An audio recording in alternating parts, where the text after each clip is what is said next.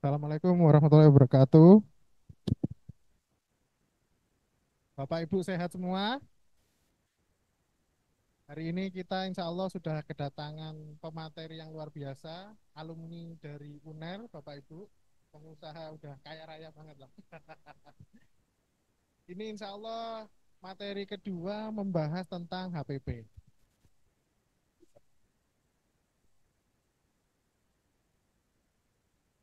Sebelum kita mulai, alangkah terlebih baiknya kita berdoa dahulu, nggih.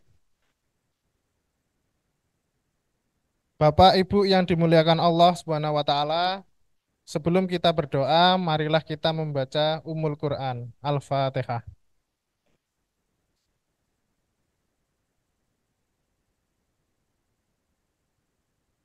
Astaghfirullahaladzim, astaghfirullahaladzim, astaghfirullahaladzim. Alhamdulillahirabbil alamin. Wassalatu wassalamu ala Rasulillahi ajma'in.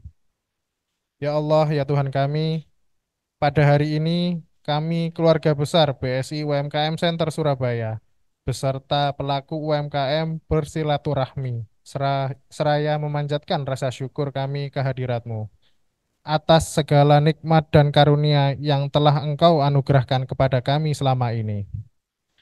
Ya Allah, Tuhan yang Maha Kuasa, berikanlah pertolongan-Mu agar kami dapat menjalankan tugas-tugas kami sebagai mitra UMKM, sebagai bagian dari ibadah kami kepadamu, dan sebagai bentuk kesungguhan kami dalam pengabdian kepada negara Indonesia tercinta. Ya Allah, Tuhan yang Maha Mulia, mudahkanlah urusan kami, ringankanlah langkah kami. Berikanlah kemampuan agar kami selalu menjadi pribadi-pribadi yang lebih baik. Satukan kami semua dalam misi percepatan pemulihan ekonomi nasional melalui penguatan sektor usaha mikro, kecil, dan menengah. Berikanlah kami petunjuk serta kemampuan agar kami senantiasa berjalan di atas kebenaran dan kejujuran. Lindungilah kami dari perpecahan dan pertikaian. Hindarkanlah kami dari kesombongan, kemalasan, kedengkian, serta keputusasaan. Ya Allah, Tuhan yang Maha Pengampun, dekatkanlah kami kepada semua kebaikan. Jauhkanlah kami dari segala keburukan. Ampunilah dosa dan kesalahan kami. Kabulkanlah doa serta pinta kami.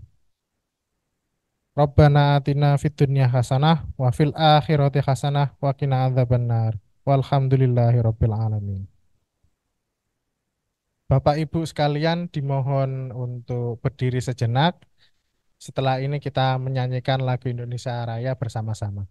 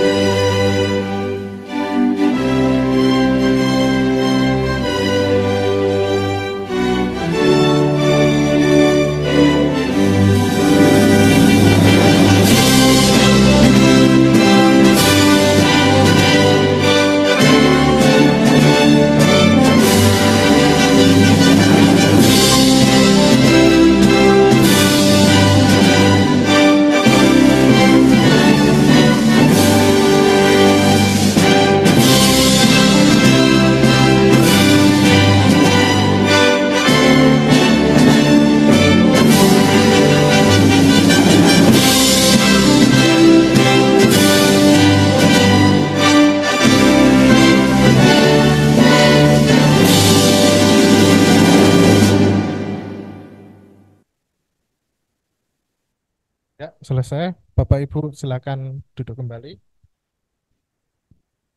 Saya perkenalkan pemateri kita hari ini tentang HPP dengan Bapak Muhammad Rusdinal Muslih dari Akuntansi UNER.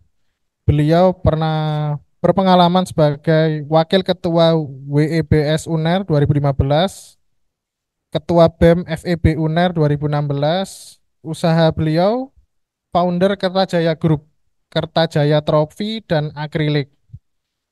Yang kedua, founder Bisclean, Pusat Cuci Sepatu dan Tas Surabaya dan Gegersik. Kepada Bapak Rusdinal, kami persilahkan.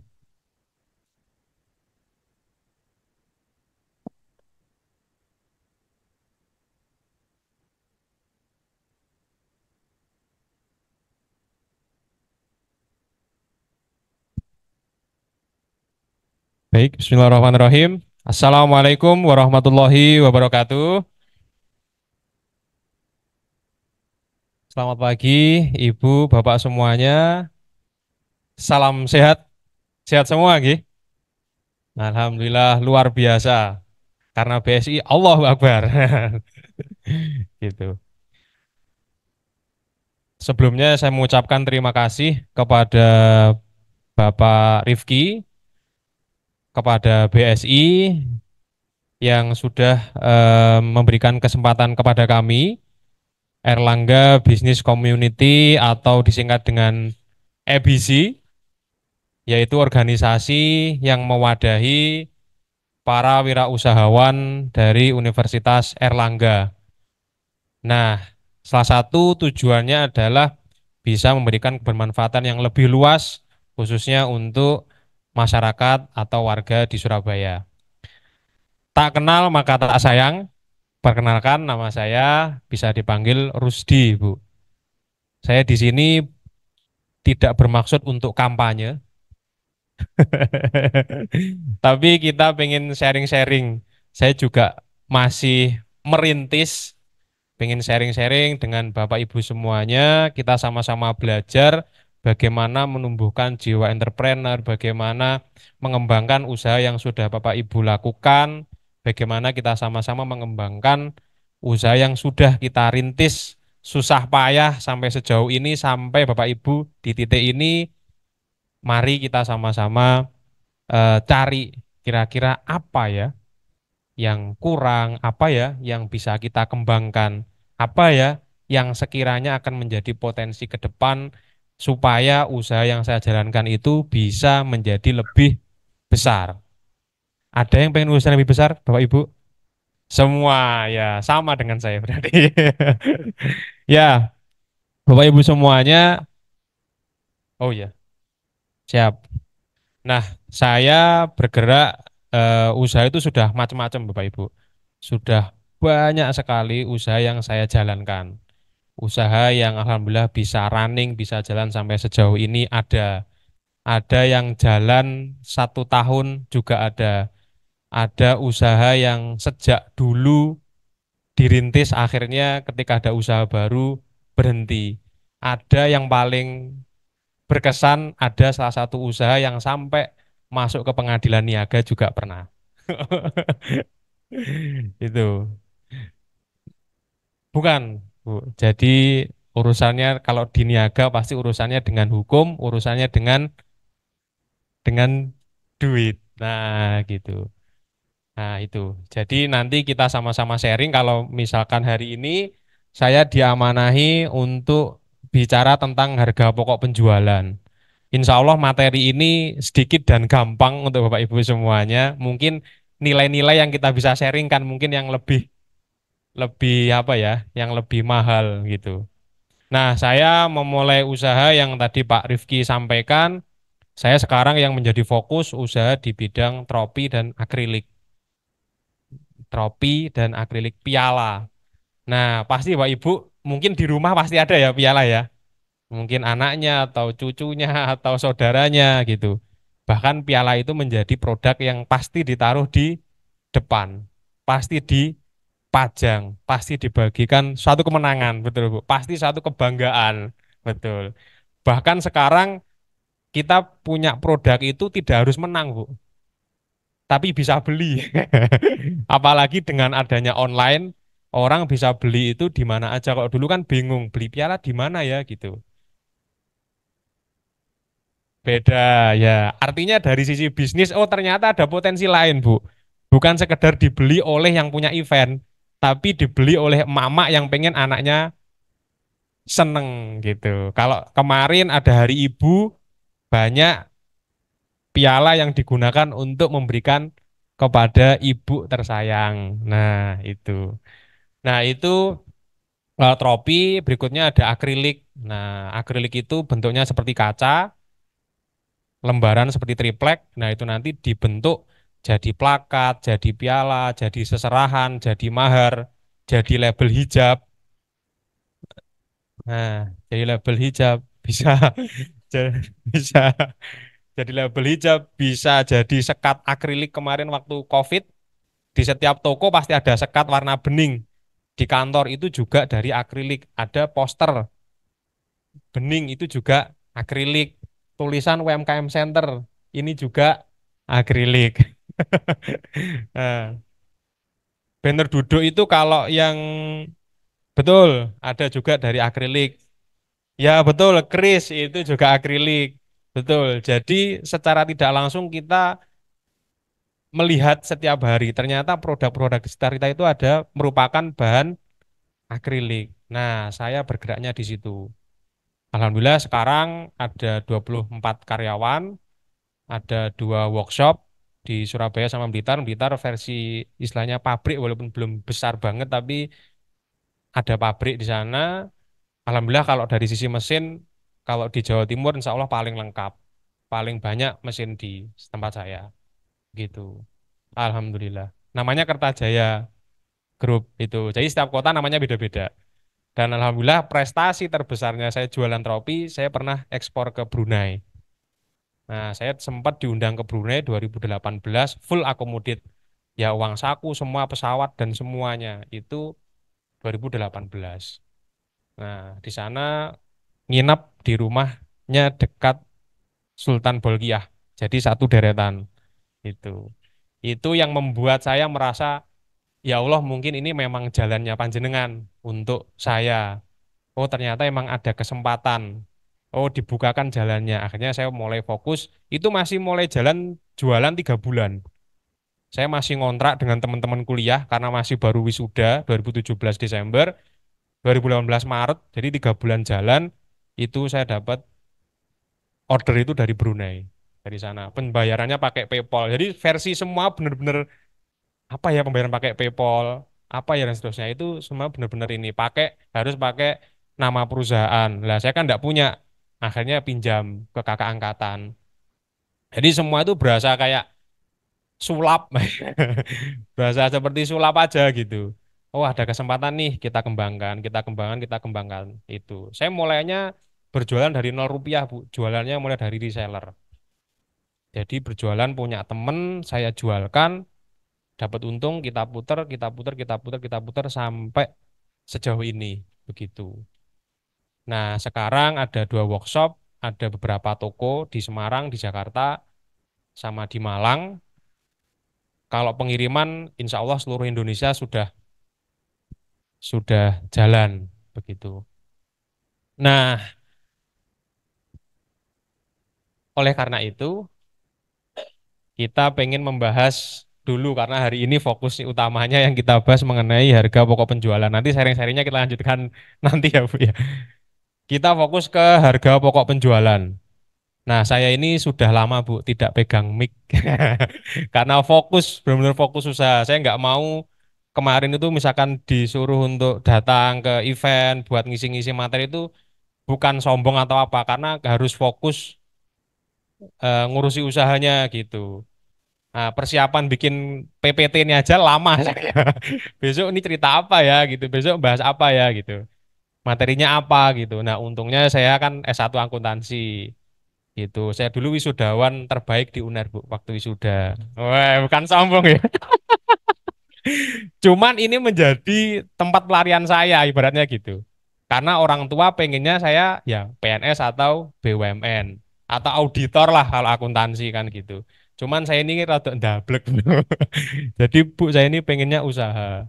Saya pengennya usaha gitu. Tapi ya enak usaha kan kelihatannya sekarang Bu. Lah dulu dulu kan kelihatan saya kira kerja gitu. Arek iki lapo gitu kan. Yang lain teman-teman pakai baju yang rapi, bagus berangkat kerja. Satu angkatan hampir semua di Jakarta. Lah saya di Surabaya. Itu. Iya. Saya dulu lebih dikit, Bu. Itu. Nah, terus akhirnya ya saya punya keyakinan bahwa memang saya pengen usaha, saya pengen mengembangkan usaha, ya alhamdulillah bisa sejauh ini lah. Sekarang orang tua justru support. Nah, gitu. Terus saya bikin workshop, bikin saya pabrik di Blitar itu karena tanahnya orang tua. Gitu. Ada lahan di sana, jadi itu yang saya manfaatkan. Soalnya kalau sewa semua di sini mahal gak karu-karuan. Itu. Jadi minimal di sini ada tempat, di Blitar harus ada tempat yang permanen. Begitu. Nah, oke Bapak Ibu semuanya, kita dalam mengembangkan usaha pasti pengen dong usahanya berjalan. Pasti usahanya dapat untung, gitu kan. Dan jelasnya kita bertahan dengan usaha kita kalau ada cuannya, kalau ada duitnya. Kalau nggak ada duitnya pasti kita lesu, males gitu kan.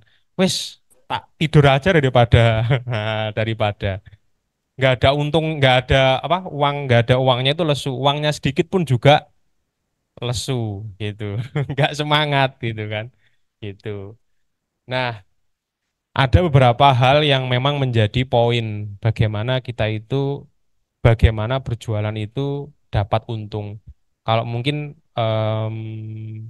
periode yang lalu, series yang lalu kan fokus ke marketing ya Bu ya, ke digital marketing ya. Nah, kalau sekarang kita fokus ke keuangan. Keuangan itu mungkin uangnya enak tapi ngitungnya males. Tapi lebih males kalau kita nggak bisa ngitung karena nggak ada yang dihitung kan gitu. Itu lebih repot gitu kan. Gitu. Nah, oleh karena itu memang seni berbisnis itu adalah seni menghitung. Seni hitung menghitung. Jadi mau nggak mau kita itu harus melek akan keuangan gitu. Bukan hanya melek pas ada uangnya aja. Nah, gitu. Nah, apa sih harga pokok penjualan? Yaitu adalah harga-harga yang muncul akibat atau yang muncul karena kita melakukan proses produksi. Nah, poinnya yang pertama itu kenapa kita harus menghitung HPP. Yang kedua adalah bagaimana cara menghitung HPP. Gitu. HPP adalah harga pokok penjualan.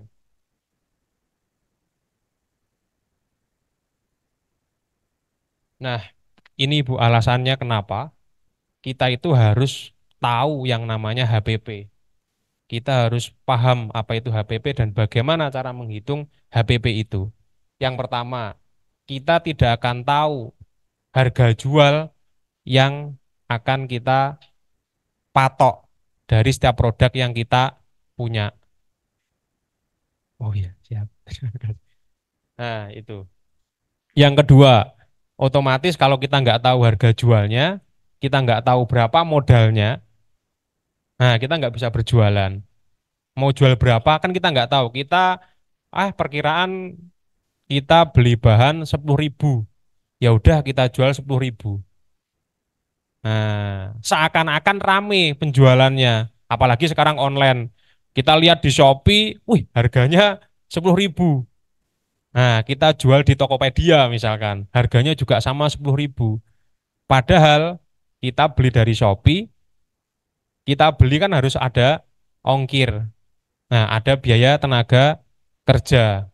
Nah, atau biaya yang lainnya yang timbul akibat dari pembelian produk tersebut. Nah, itu kalau kita nggak rinci benar-benar, itu bisa bahaya. Seakan-akan untung, seakan-akan penjualannya rame, ternyata, ternyata palsu. Nah, itu yang bahaya. Nah, berikutnya yang lebih jauh lagi, kita tidak akan tahu sebenarnya usaha kita lakukan itu laba atau rugi. Kalau ketepaan laba, alhamdulillah kan gitu. Kalau pas rugi, nah itu. Nah, terus yang ketiga, kita sulit menghadapi persaingan, ya kan? Kalau kita sekarang mungkin gampang ya, kalau misalkan mau nyari bahan baku, kita perbandingan di Shopee. Jebret, kita nyari jilbab sifon misalkan, langsung keluar yang terlaris A, B, C dan seterusnya, ya kan? Nah, itu sekarang enak gitu kan. Nah, apalagi itu kalau barang-barang yang ada di marketplace kita bisa membandingkan. Tapi kan tidak semua barang itu ada di marketplace. Contoh untuk Bapak Ibu yang sekarang jualan makanan misalkan, beli micin mungkin ada nggak ya? Ada mungkin ya. Atau mungkin beli garam atau minyak atau apa gitu. Nah, itu enak. Alhamdulillah sekarang kita dibantu dengan itu. Tapi kan sayang sekali dengan keenakan itu kita terlena. Kita tidak mau menghitung cuman perkiraan, perkiraan, perkiraan gitu. Yang penting jalan dulu. Biasanya kan gitu. Yang penting jadi, yang penting kita bisa jualan. Oke lah itu enggak apa-apa. Yang namanya mencoba. Namanya trial error nggak masalah. Cuman karena Bapak Ibu sekarang sudah berprogres, barangnya sudah jadi, ayolah coba kita hitung kembali. Apakah betul dengan packaging yang kita pakai sekarang, dari sisi produknya sudah betul, misalkan untung. Tapi kita lupa bahwa ternyata packagingnya itu ternyata mahal. Atau perkiraan kalau packaging sekarang di toko A ada, ternyata di toko B, ini di toko A habis nih. Akhirnya kita beli di toko B dengan harga yang lebih mahal, tapi adanya cuma di toko B. Nah, itu solusinya gimana? Masa harga jualnya tetap? Kan gitu. Nah, sementara margin keuntungannya sedikit. Nah, itu yang harus kita hitung benar dari awal. Bagaimana menentukan biaya-biaya yang timbul dari setiap produksi yang Bapak Ibu lakukan harus benar-benar dihitung. Gitu. Nah, sekarang Bapak Ibu, Bapak Bulpain semua ya. Nah, saya minta tolong coba Bapak Ibu bayangkan kira-kira biaya apa saja yang timbul dari proses produksi, proses usaha yang Ibu Bapak lakukan. Itu boleh ditulis di kertasnya masing-masing. Karena materinya cuma sedikit. Nanti kalau tidak ditulis, ya 15 menit selesai lah. Ya, biaya produksi semuanya bisa ditulis, Bu.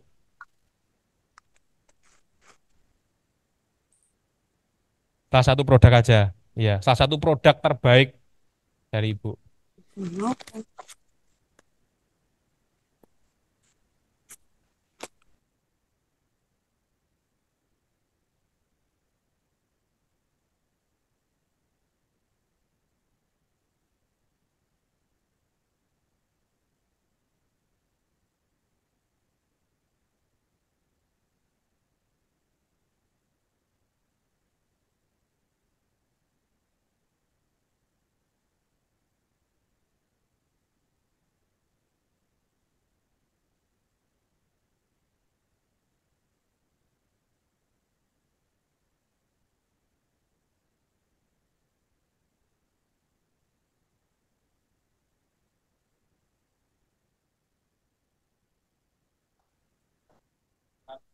Bikin roti, sekarang bahannya tepung. Apa aja bisa tepung, ya, tepung.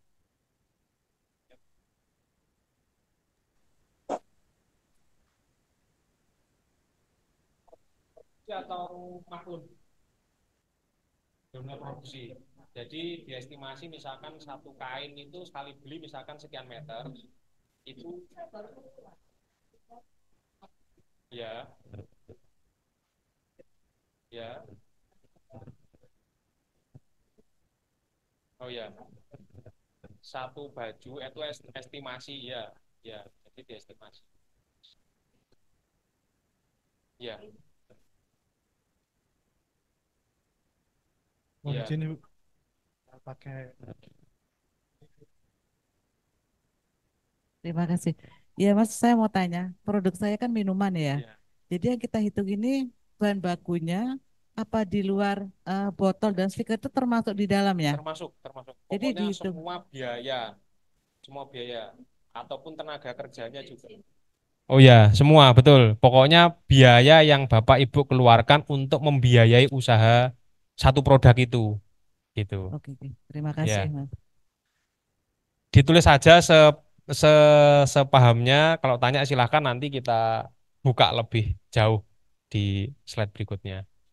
Tapi sekarang ditulis saja, Bu. Kira-kira biaya apa saja, baik bahan baku, tenaga kerja, bensin, listrik, gas, misalkan packaging, gitu.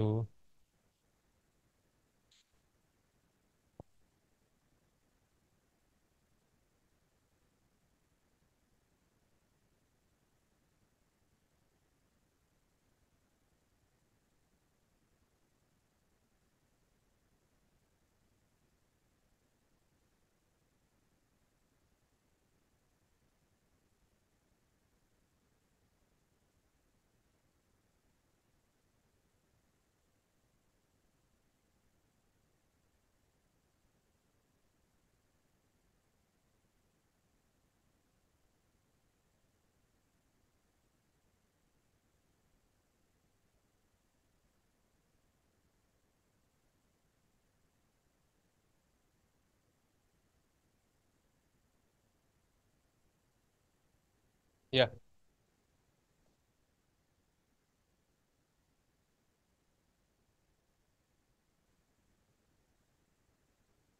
betul.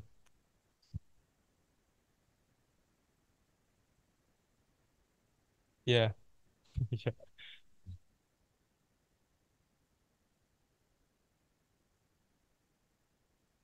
Berarti kalau kayak saya kan produk kebab ya. Iya, Kalau tortil itu kan misalnya bagi dua, betul. misal satu bagi dua, terus kalau daging giling itu kan belinya langsung 2 kilo misalnya. Iya, Berarti itu nanti kalau seumpama seberapa daging giling ini habis, terus sama kebab yang dibagi tortil dibagi dua, iya. sama mayo itu per gramasi ya berarti ya sistemnya. Betul.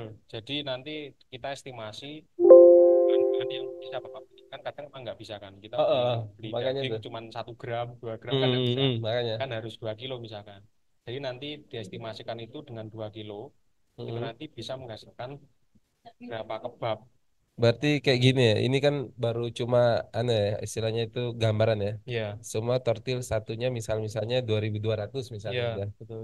Berarti kalau semua dia posisinya bagi dua, berarti tinggal dibagi ya. Iya, Terus saus misalnya saus A misal, iya, terus saus B, terus mayo C misalnya. iya, Itu total gramasinya juga dibagi-bagi ya. betul. Baru jadi ketemulah rumusnya HPP itu ya. HPP.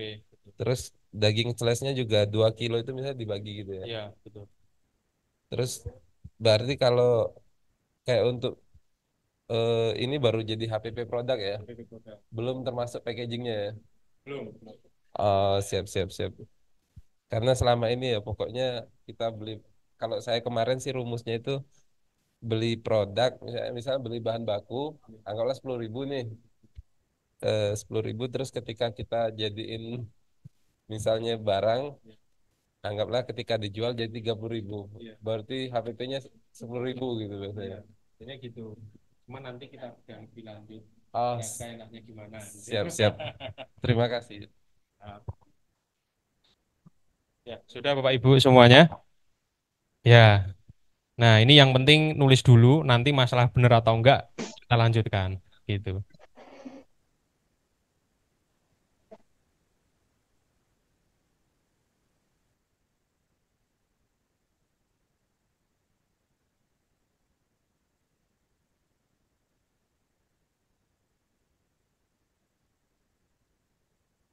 Ya, kita lanjutkan dulu. Iya, enggak bisa.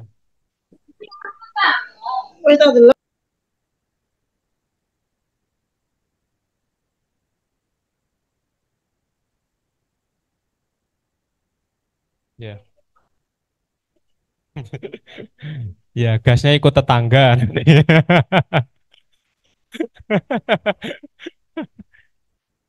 Nah, jadi ini Bapak Ibu semuanya. Jadi komponen harga pokok produksi itu ada biaya bahan baku. Jadi biaya bahan baku itu adalah biaya bahan baku yang langsung menjadi produk yang Bapak Ibu olah. Contoh misalkan tadi bikin kebab, berarti apa aja? Ya tortilla, daging, sayur, mayones, saus, terus apalagi yang sifatnya terkait secara langsung menjadi satu kebab yang siap makan, yang siap jual. Nah, itu yang namanya biaya bahan baku gitu. Nah, terus berikutnya ada biaya tenaga kerja. Kita sebagai UMKM, saya pun juga dulu ngitung tenaga kerja itu mikirnya ya nggak dihitung, bukan mikir lagi, tapi nggak pernah dihitung. Nah, nggak pernah dihitung. Nah, padahal kita sendiri itu sebagai tenaga kerja, jadi menjadi self-employed, menjadi tenaga kerja di usahanya sendiri, begitu. Nah, bahasa itu yang sering sekali tidak pernah dihitung. Jadi seakan-akan itu tadi, kita ketemu bahan bakunya berapa, 10.000, kita jual dengan harga 11.000. Laku keras. Ya, kenceng sekali. Tapi pas pulang, nah betul, betul. Nah kita capek, biaya pijet nggak dihitung. Biaya kita berangkat ke pameran tidak dihitung. Kita biaya makan ketika pameran juga tidak dihitung. Nah itu. Belum kalau anakku luwe mas, tetanggaku tak kasih ya misalkan.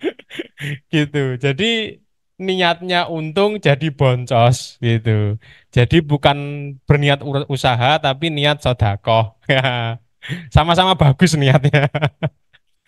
Gitu. Nah, itu yang harus kita hitung. Kalau sekarang kita masih mengawali usaha sendiri, itu tetap harus dialokasikan berapa biaya tenaga kerja. Nah, biaya tenaga kerja itu memang caranya ya tinggal kita mengestimasi diri kita sendiri. Estimasi misalkan Bapak Ibu yang dulunya bekerja, misalkan gaji UMR. Saya gaji tenaga kerja saya ini UMR juga, misalkan sekarang 4,7. Usaha saya ini keuntungannya kotor masih 1 juta misalkan. Nah, kalau saya mengalokasikan saya kerja di tempat saya sendiri dengan gaji 4,7 kan minus jadinya. Jadi ya enggak apa-apa deh, saya coba saya hitung keuntungan apa tenaga kerjanya 100.000 misalkan. Seiring dengan berjalannya waktu, oh ternyata saya gaji 100.000 ini kurang. Makanya kita tambah dari sisi produksi. Saya gaji 100.000, saya kerja misalkan 1 jam. Bagus atau enggak? Kan bagus. Misalkan cuma estimasi kerja 1 jam dengan membuat kebab, misalkan. Kalau saya pengen gaji lebih besar lagi, berarti produksi kebab saya harus saya tambah. Itu. Biaya tenaga kerja itu tetap harus dihitung berapapun itu. Karena Bapak Ibu membutuhkan tenaganya Bapak Ibu sendiri. Biar apa tadi kuncinya? Bahasanya biar tidak lesu. Nah, gitu. Ya, Pak.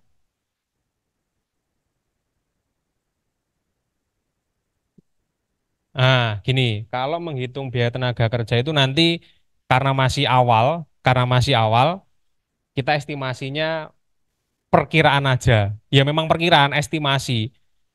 Jadi kalau misalkan estimasi saya bikin kebab sehari 20 piece, itu butuh waktu misalkan 8 jam kerja. Kira-kira dengan 8 jam kerja itu kita mau dihargain sebagai tenaga kerja nih, mau dihargain digaji berapa? Kalau kita digaji 20.000, ya moh mas, gitu kan. Misalkan 8 jam kerja cuma dihargain 20.000, ya enggak mau saya. Tapi saya pengennya 100.000. Nah, di satu sisi jenengan sebagai pengusahanya misalkan, ya nggak apa-apa sih, tapi ya produksimu harus kamu tambah menjadi 300 piece misalkan. Jadi memang beriringan, karena kita masih mengestimasi aja, Pak. Masih mengestimasi aja.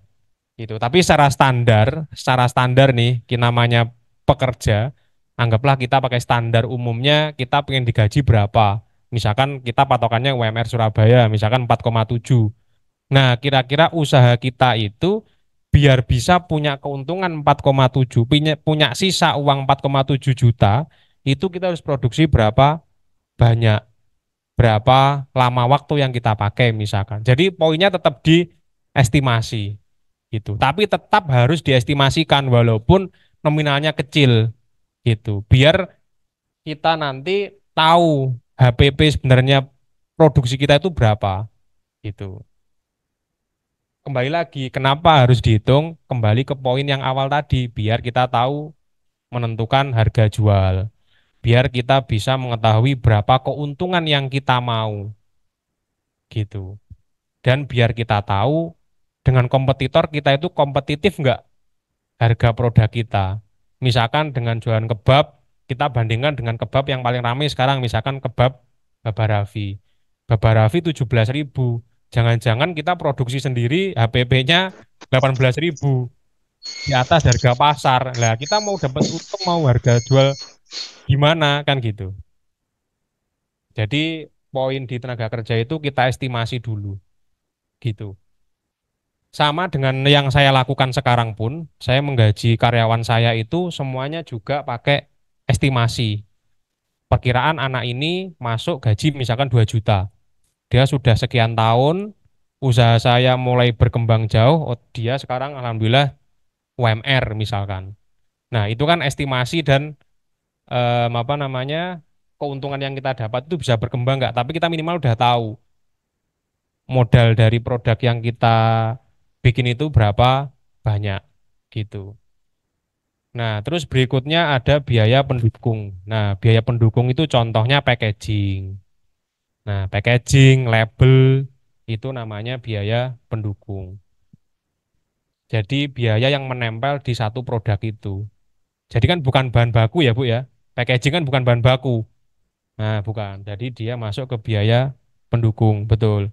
Label, terus mungkin packaging kan bisa jadi packaging produk ataupun tas kresek misalkan. Tas kresek walaupun tipis, enteng gitu kan, tapi kan tetap ada harganya gitu. Nah itu, tas kresek itu, betul. Ongkir itu beda beda yang lain karena kita fokus ke produksi ini, Bu. Ongkir itu bisa masuk di biaya pendukung, betul. Oh, sorry. Biaya ongkir itu masuk ke operasional, gitu. Masuk ke operasional, betul. Gitu. Kita kadang nggak sadar yang kecil-kecil itu nggak masuk.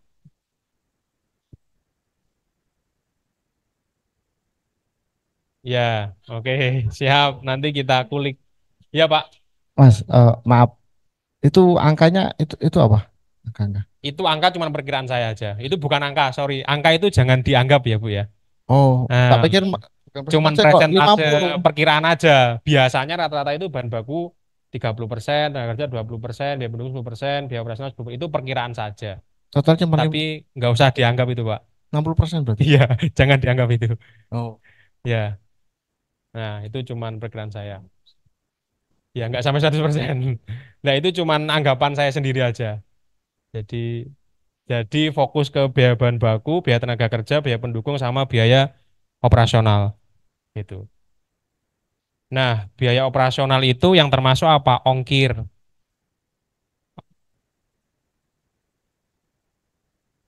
Ya, itu masuk ke biaya tenaga kerja. Ya, betul.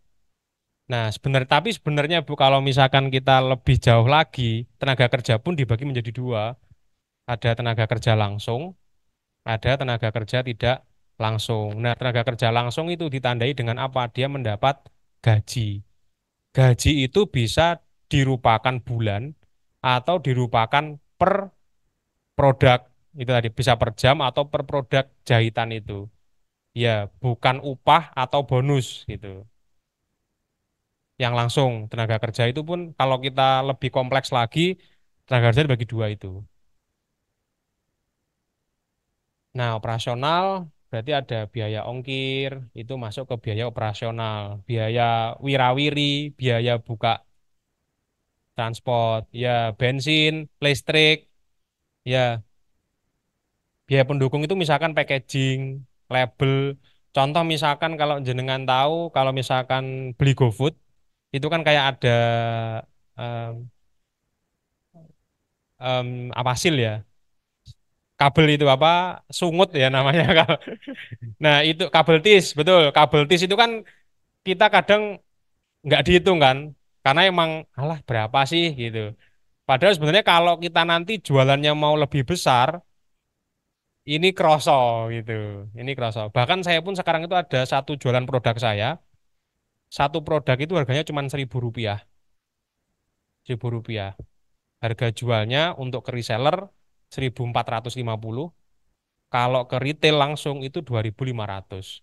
Kalau dihitung nominalnya kecil kan Bu ya. Dari 1.000 ke 1.450. 450 ini apa sih? Kan gitu. Buat beli permen aja sekarang kurang gitu. Tapi saya produksinya 1 juta produk. Nah, nah ping 450 kali 1 juta produk 450 juta. Nah, itu kalau setahun, kalau 10 tahun. Nah, itu. Ya, itu yang menjadi poin mengapa kalau kita bicara bisnis kita harus tahu yang namanya HPP. Sekecil apapun itu tetap harus dicatat. Kembali lagi, buku nota itu ke operasional. Ya, operasional kan pendukung apa? Bukan masuk ke bahan baku ya, bukan masuk ke produksi. Ya, itu. Pendukung, dia pendukung karena dia termasuk di packaging. Begitu. Iya, iya, iya. Ada yang rusak.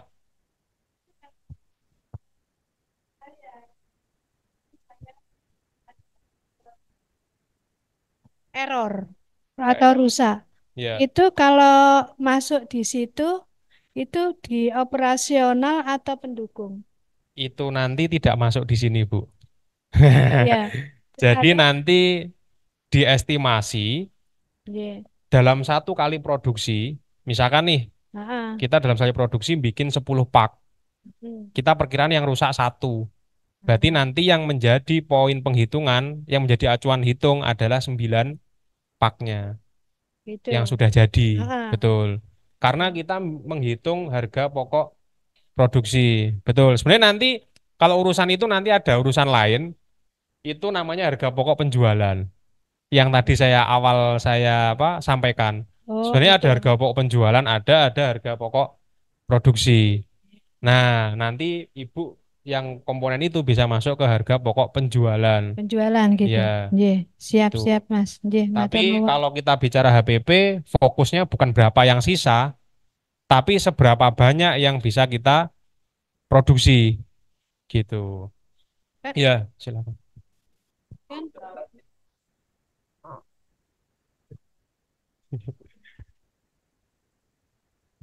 Iya, bebas. Ini yang mau saya tanyakan, Mas, kalau sudah ketemu bahan apa harga bahan baku, Iya, terus nanti kan kita hitung-hitung ketemu HPP. iya, Terus untuk kita jualnya itu kan ini harga pokok penjualan. betul. Otomatis kita jual kan di atas Di ini atas ya. itu, betul. Itu biasanya ditambah berapa persen biar kita itu bisa menjual itu ya apa itu? Oh ya, siap. Itu kita bahas nanti. Nah, kita bahas next. Nanti kita bahas masalah penjualan. Tak kok ya. Kalau secara pengennya, Bu, kalau saya pengennya, ya setinggi-tingginya gitu. Oh, Nah, setinggi-tingginya gitu, Bu. siapa? Sak payunya gitu. Nah, jadi ada banyak faktor yang nanti menentukan seberapa besar kita bisa jual gitu. Nah, oke. Berarti sudah clear ya, Bu ya. Untuk komponen HPP yang harus kita hitung itu ada 4 poin ini. Jadi biaya bahan baku, jadi ya semua produk yang Ibu butuhkan, material yang Bapak Ibu butuhkan secara langsung itu harus dicatat semuanya. Yang kedua, ada biaya tenaga kerja. Walaupun yang mengerjakan ibu sendiri atau suami atau anak sendiri tetap harus dihitung, dihitung gaji. Kan seneng Bu, anaknya ibu membantu ibu, terus dapat uang saku misalkan. Nah, dia pasti semangat dong. Nah, Bu, besok kita bikin lagi ya. Ya, pasti gitu. Nah, berikutnya ada biaya pendukung. Biaya-biaya yang muncul dari produk yang kita bikin tapi bukan material. Bukan material utama.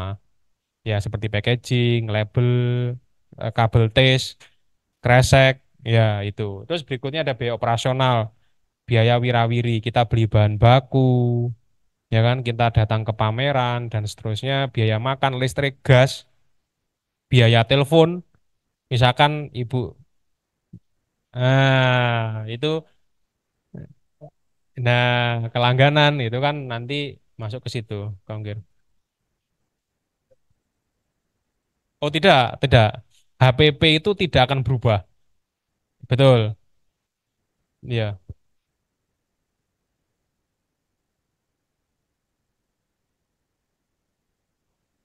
Anggapan misal pameran di suatu tempat, ya, kita sewa tenan 100.000, ya, misal-misalnya. Berarti nanti kalau misal dari produk terjual anggaplah 1 juta rupiah. ya, Sedangkan misalnya HPP-nya dari 1 juta itu misalnya itu cuma 300.000 misalnya. ya. Berarti nanti motong keuntungan gitu tuh. Atau gimana ya? Masuk ke mana biaya yang 100 tadi itu larinya. Itu nanti masuk ke operasional bisa. Kalau Oh, memang itu dirasa menjadi, artinya kan Bapak ke pameran itu bukan karena urusan lain misalkan. iya iya Nah, benar. itu mau dimasukkan ke operasional bisa. Cuman gini, kalau operasional itu Ibu merasa apa-apa harus dimasukkan semua. Misalkan Iya. operasional itu saya itu sebenarnya mau ke GC sekalian, Oh, urusan lain sekalian shopping misalkan. Nanti Bapak Ibu shopping barang yang lain dihitung ke operasional. oh iya Ya bisa. bisa sih, Bahaya itu. bisa kan bebas menghitung Iya HPP kan iya iya. bebas. Tapi apa itu nanti jadi tidak valid, Siap, siap, harga barangnya panjenengan itu tidak valid gitu. siap, siap. Oke, next. Nah, ini penjelasan lebih tertulisnya seperti ini, komponen harga pokok produksi. Nah, berikutnya ini salah satu, berikutnya kita menginjak ke contoh ya, Bu ya. Contoh bagaimana menghitung harga pokok produksi. Nah, contoh perhitungan harga produksi. Jadi ini yang harus menjadi em, apa namanya perhatian Bapak Ibu semuanya. Kalau tadi misalkan saya bikin kebab satu ini saya harus beli daging 2 kilo, Mas. Lah ngitung HPP-nya gimana gitu. Nah, itu kan nggak bisa. Kita beli daging cuma 1 gram disesuaikan satu kebab kan nggak bisa. Kita produksi pasti ada minimum pembuatan, minimal pembelian. Maka kita estimasikan di awal itu perkiraan dengan daging 1 kilo itu bisa menjadi berapa piece gitu. Kuncinya di situ. Jadi tidak akan ketemu kalau kita bikinnya itu cuman perkiraan satu, satu, satu gitu. Kalau misalkan dibikin satu, satu, satu, satu, itu bisa, tapi nanti HPP-nya Bapak jadi besar. Contoh beli tortilla, beli satu pak 10.000, beli daging 100.000. HPP-nya berapa? 110.000 misalkan. Itu estimasi kalau bikin satu biji. Padahal dalam 1 kilo daging itu bisa menjadi sekian puluh biji. Betul. Nah, nanti kita lanjutkan di sini ya. Iya, Mas. Iya, Pak. Ya, terkait tadi yang apa 60 Ya, menghitung barang jadinya atau bahan bakunya Kak jadi dengan contohkan kan apa daging 1 kilo jadi iya, berapa gitu. betul. Sama kalau saya berarti menghitungnya sekalian beli tepung yang 25 kilo itu Iya, jadi berapa gitu maksudnya. betul, betul, betul. Oh, bisa Jadi kita ngestimasinya itu bisa dibalik. Kalau kita awalnya itu produksi karena coba-coba, berarti kan kalau kita coba-coba kan tidak tahu ini nanti akan jadi berapa biji. ya. Nah, kan karena misalkan kita bikin nih, aku punya ide nih. Misalkan saya pengen bikin keripik pisang misalkan. Tapi belum pernah nyoba sebelumnya. Coba aja lihat di YouTube misalkan atau di Google. Nah, itu kan kita masih belum tahu perkiraan kita mau bikin berapa banyak. Tapi kita punya modal nih 1 juta misalkan. Nah, 1 juta itu kita maksimalkan. Kira-kira kita beli tepung berapa kilo? Kita beli apa? Pisangnya berapa kilo misalkan. Kita beli bumbunya berapa kilo misalkan. Nah, setelah itu nanti diolah, dari 1 juta itu diolah ternyata menjadi 50 pak misalkan. Jadi kita taunya itu jadi berapa banyak setelah kita produksi dari bahan yang kita beli 1 juta tadi. Nah, otomatis HPP-nya berapa? Berarti 1 juta dibagi 50. Jadi ketemunya 20.000 per paknya. Itu estimasi kalau kita masih belum pernah produksi sebelumnya. Nah, saya yakin di sini pasti Bapak Ibu sudah produksi misalkan. Sudah produksi, sudah mengawali usaha lah itu. Nah, sekarang coba dihitung lagi. Nah, ternyata ternyata nah ternyata itu perlu dihitung lagi kira-kira biaya yang saya pakai selama ini itu berapa.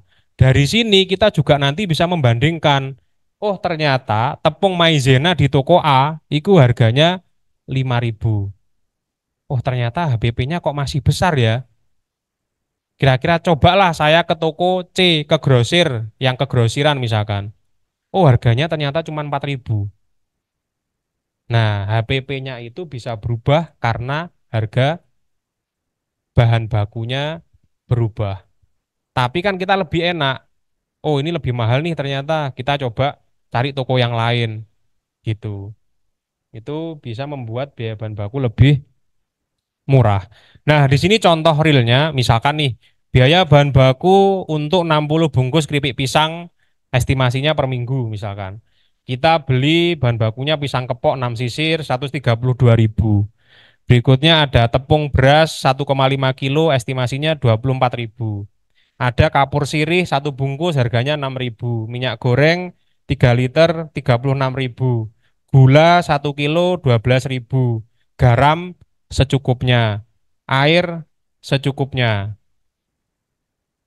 Terus biaya pendukung plastik bening 60 biji. Kantong plastik 60 biji. Isi ulang gas LPG secukupnya estimasi 20.000 misalkan. Terus kembali lagi, jangan lupa dihitung tenaga kerja langsungnya, itu dikerjakan sendiri. Tetap harus ditulis senilai 150.000. Itu estimasi Bu ya. 150.000 itu bukan patokan, tapi estimasi. Ibu menghargai ibu sendiri dengan pekerjaan ini kira-kira berapa gitu. Atau diperkirakan kalau misalkan saya minta tolong ke orang dengan membuat keripik ini kira-kira saya membayar mereka berapa. Contoh pas ibu punya hajatan, masak, ya kan, minta tolong ke orang, kira-kira kita bayar mereka itu berapa, itu. Itu buat patokan. Terus habis itu ada biaya operasional, misalkan untuk beli bahan atau ngirim dan seterusnya, estimasi 50.000. Anggaplah total dari biaya bahan baku, biaya pendukung, biaya tenaga kerja langsung, sama biaya operasional itu totalnya 472.000. Nah, dari total itu kita bagi berapa bungkus yang didapat, 60 bungkus. Jadi ketemunya 7.877 rupiah. Itu baru HPP. Pasti kita males Bu, apalagi lihat 7.877. Alah, 7.000 aja. 7.800 aja gitu. Pasti dibulatkan gitu. 8.000 aja. Nah, itu. Nah, ini untuk menghitung HPP. Jadi semua biaya dihitung, nanti diestimasikan itu menghasilkan berapa banyak produk jadi. Begitu. Ada pertanyaan lagi, Pak Ibu? Iya, silakan.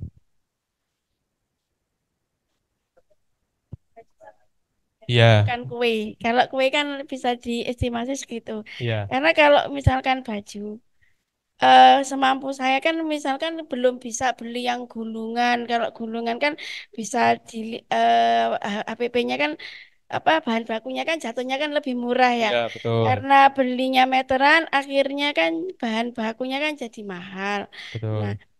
ini contohnya saya ya, udah saya hitung bahan baku, biaya operasional, biaya tenaga kerja sama biaya pendukung. Totalnya kan 100 jual satu.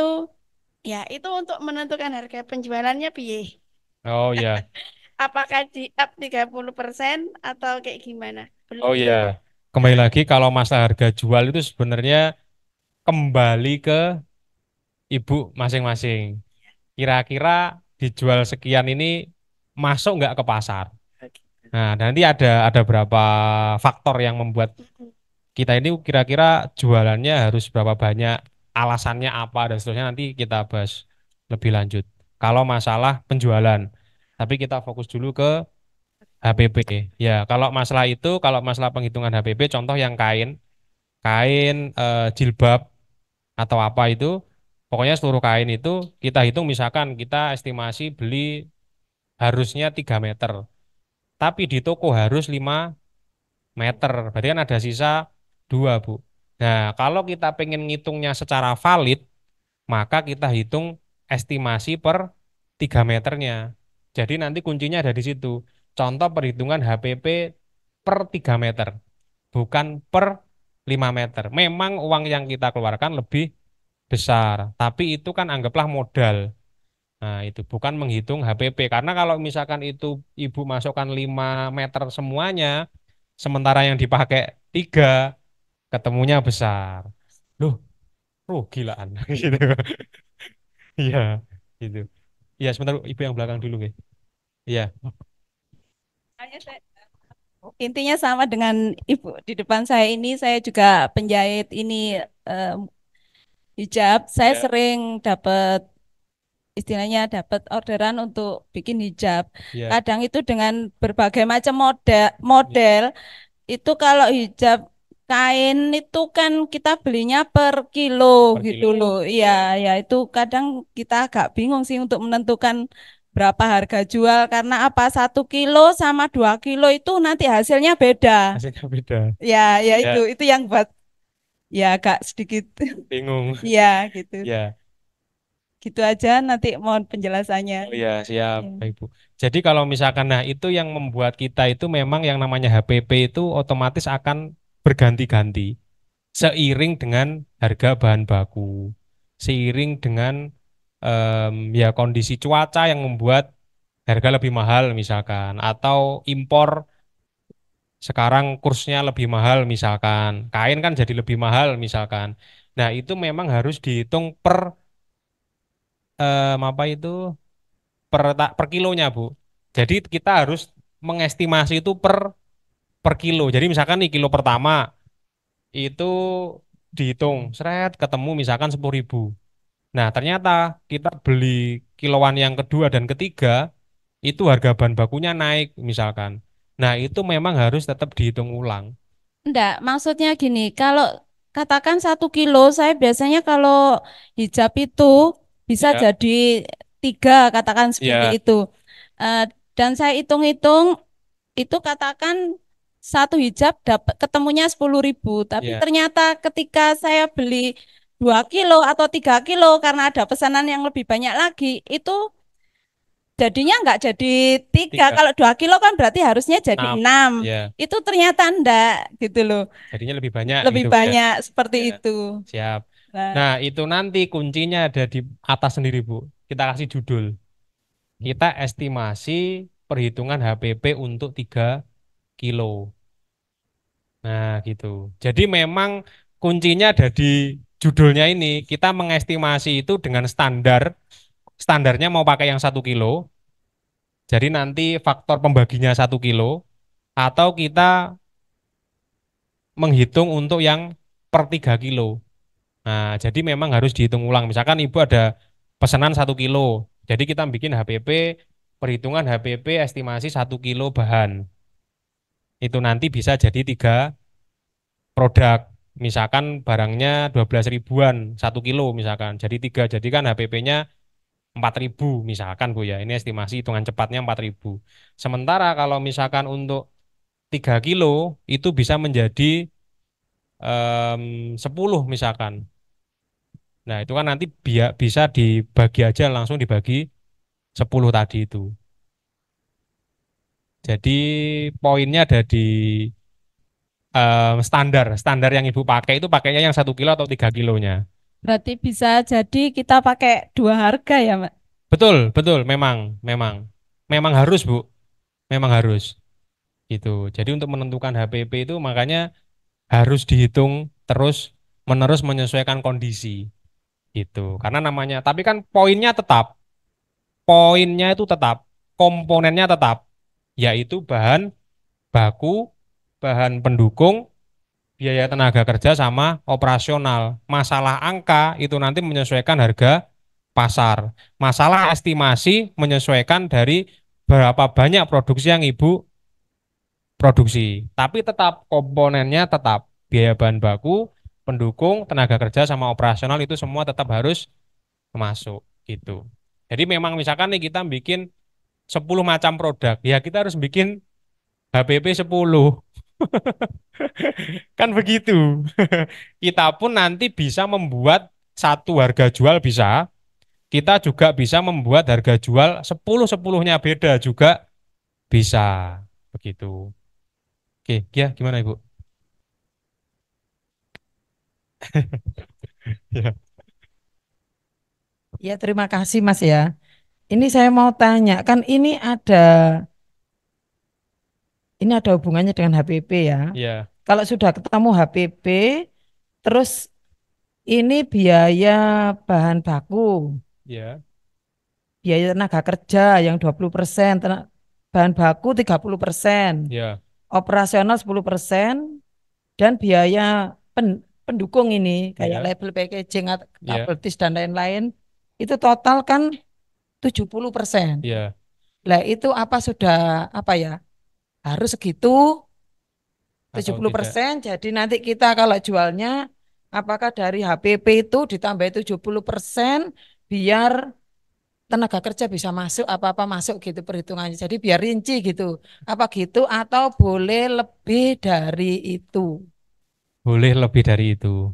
Jadi kalau kita Asal kita ada anu ya apa pelanggan ya ada yang pelanggan, setia. betul, betul. Berarti sak minim-minimnya 70% ini. Iya, ya minim itu kan tadi cuman estimasi, Ya, cuman estimasinya estimasi aja. aja, iya, gitu Berarti Bu.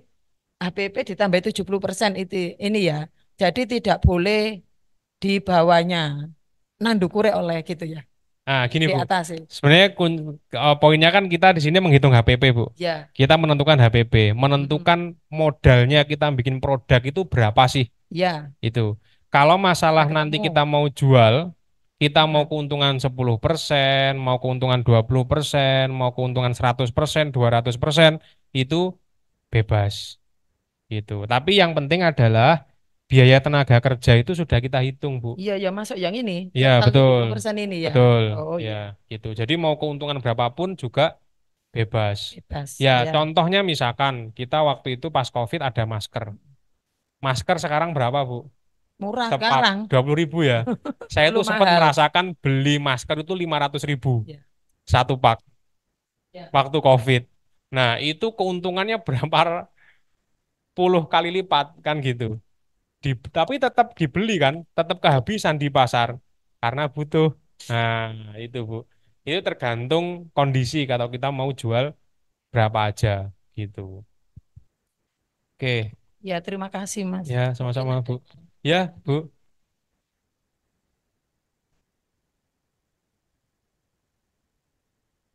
Saya mau tanya Mas Rudi. Saya produksi kunir asem beras kencur. Ya, Setelah saya ini buatkan ini tadi sepintas reng-rengan harga bahan baku dan pendukungnya, ya, pendukungnya apa namanya bahan baku dan pendukung ini sudah saya masukkan tenaga kerja. Sementara tenaga kerjanya itu saya kerjakan sendiri. ya, Kemudian transport dan segalanya sudah. Ternyata itu jatuhnya itu per botol itu 5.300. ya, Itu saya sudah dibayar. ya, Kemudian saya jualnya kan 6.000. ya, Jadi saya masih ada keuntungan 700. betul. Yang ingin saya tanyakan, apa itu saya nggak double-double? Saya juga dapat keuntungan 700, sementara Ya. saya sudah dibayar tadi itu. Oh ya, baik. Bagaimana itu ya? Siap. Ya. Jadi begini Bapak Ibu, itulah nilai plus. Nah, itulah nilai plus kenapa kita itu harus menghitung yang namanya HPP lengkap. Walaupun kita sebagai tenaga kerjanya, kita tetap harus menggaji kita sendiri, gitu. Jangan-jangan gini, kita bayar orang 100.000, tapi harga keuntungan kita, harga jual kita bisa jadi malah dapatnya di bawah tenaga kerja yang kita bayar. Bisa jadi ya, misalkan. Nah, memang Bu, tujuannya ada HPP itu. Jadi panjenengan akan dapat dua manfaat. Satu sebagai biaya tenaga kerja langsung, jadi sebagai pekerjanya langsung dapat gaji. Jadi ibaratnya itu gini, nanti setiap bulan kan panjenengan butuh operasional untuk kehidupan, gitu, untuk keluarga.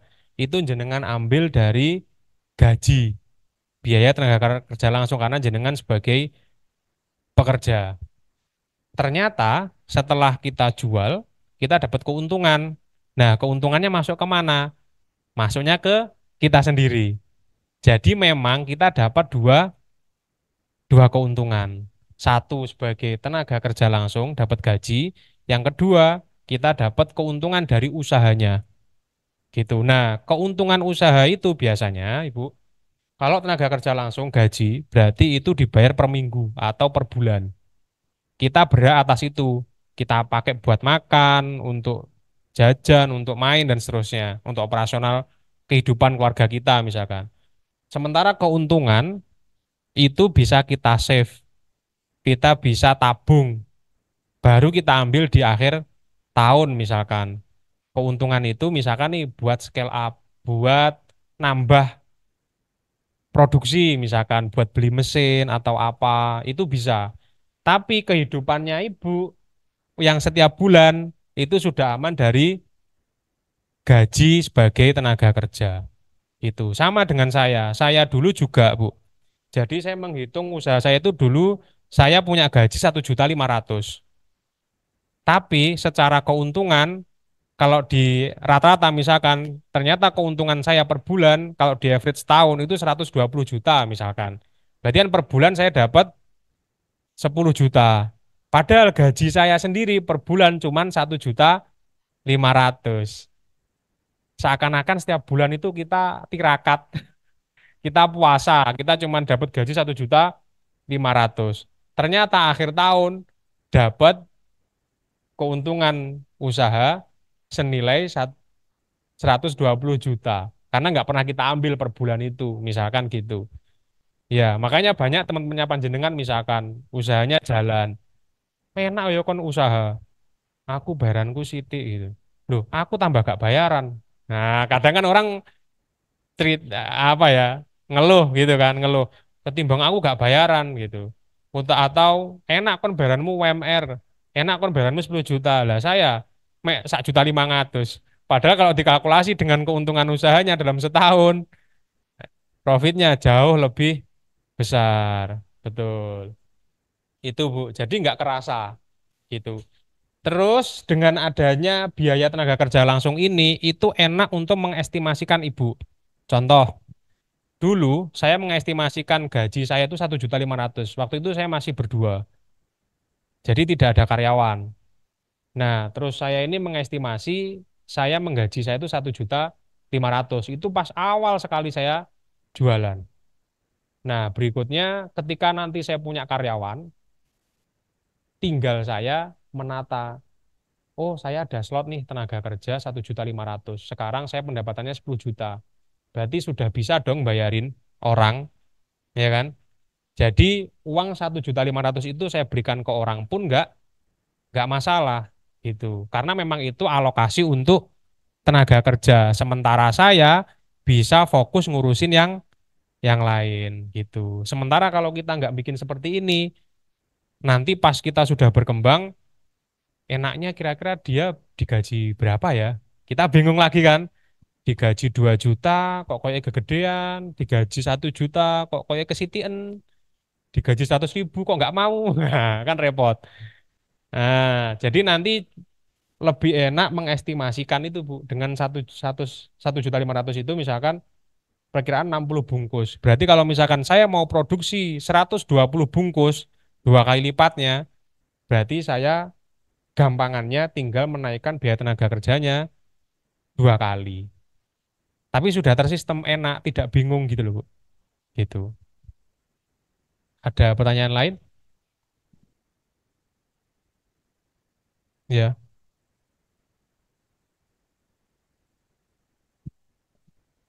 Ah, itu kembali tergantung ya. Ya, tergantung pasar. Tapi kalau kita fokusnya ke HPP, kalau kita arahnya ke HPP, keuntungannya 3.000, harga HPP-nya 5.000, jadi 8.000 misalkan. Ya, bagus dong. Gitu. Bagus. Nah, cuman kalau misalkan kita bicara penjualan, kok untungnya 3.000 ya, kok kecil ya? Mungkin kecil dari sisi nilai. Tapi kan kita bisa meningkatkan itu menjadi lebih besar. Itu. Nah, contoh ya seperti usaha yang saya lakukan tadi tuh, Bu. Saya bikin satu produk itu, ini real, satu produk itu harganya Rp1.000. Nah, Rp1.000. Tapi saya bisa jual itu di 1.450. Nilainya kecil, tapi kalau kita bicara persentase besar, 45%.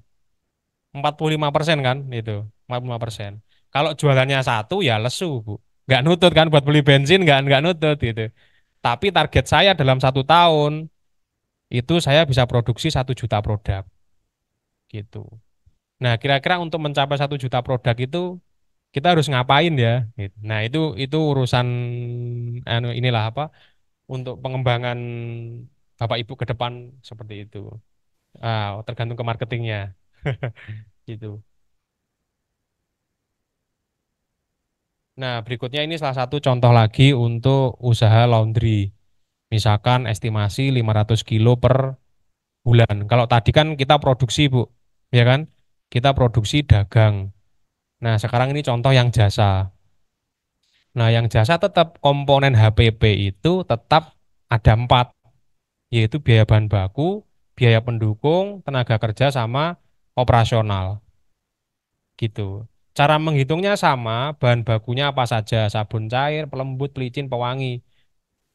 Mas, baju masuk ke bahan apa bukan? Bukan. Iya, bajunya orang. Nanti kalau ibu menghitung bajunya orang, ya, nah lumayan jadinya besar. Bajunya Matahari, bajunya Uniqlo, itu kan nggak masuk, bukan Bu. Jadi biaya bahan baku untuk mencuci, bukan untuk membeli baju, gitu. Tapi untuk mencuci, contoh misalkan sabun cair 5 liter 40.000, pelembut 5 liter 50.000, ada pelicin atau pewangi 5 liter 55.000. Berikutnya ada biaya, ya itu sama aja, bisa tergantung nanti bisa ke pendukung atau operasional, gitu. Nggak masuk, itu beda lagi. Nanti dia bisa masuk ke operasional, biaya penyusutan, betul, ada penyusutan, betul. Itu kan ya sebenarnya ini buat simpelnya aja. Jadi kalau bisa kita bicara kompleks, wah nanti ini Bu, nanti dijelaskan di series berikutnya di minggu minggu depan itu nanti akan dijelaskan secara lengkap laporan keuangan, ya gitu.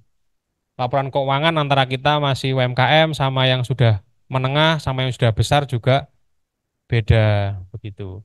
Ini saya ambil paling simpelnya aja gitu. Jadi pentingnya adalah 4 komponen ini gitu. Biaya bahan baku, biaya pendukung, biaya tenaga kerja sama biaya operasional ini.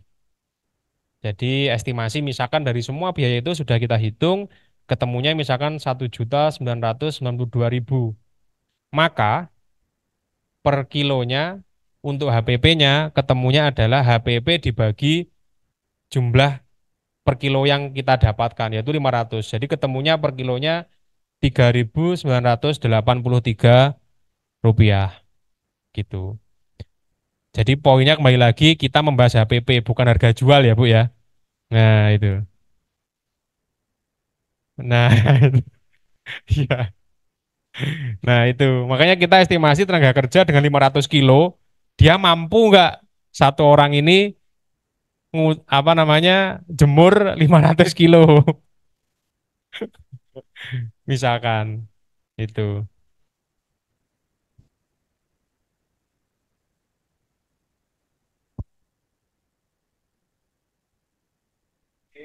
Next. Nah, dari kita menghitung HPP tadi, Bapak Ibu semuanya, maka kita akan mendapatkan manfaat. Yang pertama, kita bisa tahu realisasi biaya produk yang kita produksi. Berikutnya, data HPP yang kita punya bisa untuk menentukan harga jual yang tepat. Nah, cara menjual barang yang tepat itu gimana gitu. Yang jelas harus untung. Nah, dengan adanya HPP, keuntungan kita itu tidak abu-abu. Nah, jelas HPP sebelumnya itu kalau misalkan tenaga kerjanya nggak dihitung, kita berasa untung tapi sebenarnya nggak untung karena keuntungan itu buat bayarin tenaga kerja sebenarnya. Tapi karena itu sudah lengkap, bahan baku, tenaga kerja, biaya pendukung, biaya operasional itu sudah masuk, pas kita dapat keuntungan, walaupun keuntungannya cuma Rp500, cuman Rp300, ping, tapi tetap itu untung yang tidak abu-abu. Warna duitnya itu ada gitu loh, Bu. Walaupun kelunting tapi banyak jadi grojok gitu kan. Ya, itu. Nah, itu bisa menentukan harga jual. Jadi berapa persen mengikuti kondisi pasar. Makanya kita sebelum kita jualan, kita sangat dianjurkan untuk riset pasar. Riset pasar itu gimana caranya? Kalau dulu mungkin orang datang ke pasar, Bu, harga cabai berapa? Bu, harga ini berapa? Kita bandingkan ditulis. Kalau sekarang dengan adanya media, dengan adanya marketplace, Shopee, Tokopedia, TikTok, Bukalapak, semuanya kita gampang. Kita nyari harga sambal pecel misalkan, langsung kan ketemu sambal pecel A, merek A harga sekian, merek B harga sekian. Terus mungkin bahan bakunya kacang berapa kilo sekian, semuanya terinci, ada semuanya. Nah, itu mempermudah kita untuk menghitung berapa harga jual yang kita bikin gitu. Lebih enak itu adalah kalau kita itu punya produk, kita nemu produk yang barangnya itu bisa kita produksi dengan harga di bawah harga pasar yang jauh. Contoh, kita bisa bikin kebab, kembali lagi ke kebab.